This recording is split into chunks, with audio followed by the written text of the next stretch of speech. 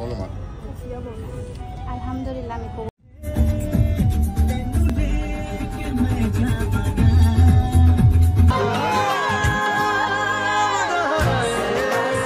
আচ্ছা, আপনারা অনেকে জিজ্ঞাসা করছেন যে ভাইয়ার আগে বিয়ে হয়েছিল কি না, এটা নিয়ে তো জাস্ট তোলপাড়।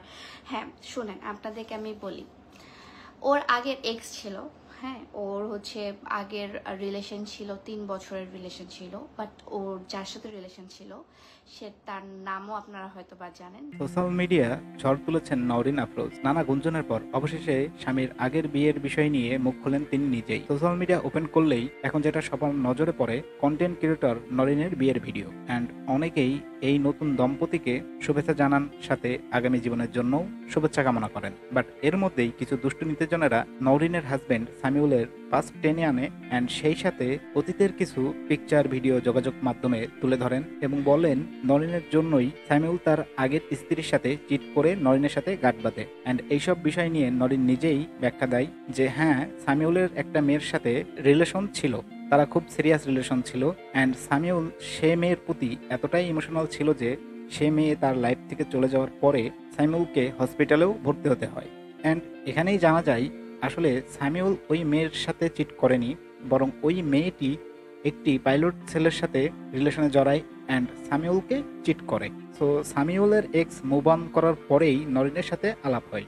সামিউলের ব্রেকআপ হয় ডিসেম্বরে অ্যান্ড নরিনের সাথে কথাবার্তা শুরু হয় মার্চে।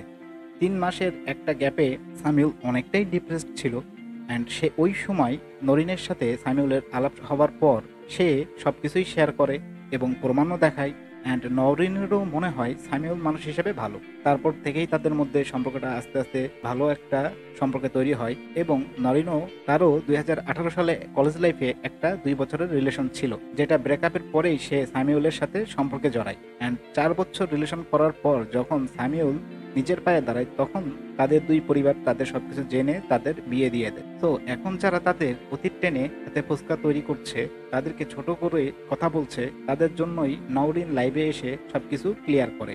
নওরিন ও সামিউলের এটাই প্রথম বিয়ে অ্যান্ড তাদের আগে কোনো বিয়ে হয়নি। এখন নরিনের এমন জবাবে সবাই তাকে সাপোর্ট করছে অ্যান্ড সবারই একটাই কথা, মানুষের জীবনে পাস্ট তো থাকবেই, বাট অতীত ধরে যারা কাটা ছোড়াছুড়ি করছে আসলে এদের কোনো কাজ নেই, নিজেদের হাজারো ছিদ্র বাদ দিয়ে সূচের এক ছিদ্র নিয়ে পড়ে থাকে। আসলে এসব বাদ দিয়ে সকলের উচিত তাদের নতুন জীবনের জন্য শুভেচ্ছা কামনা করা।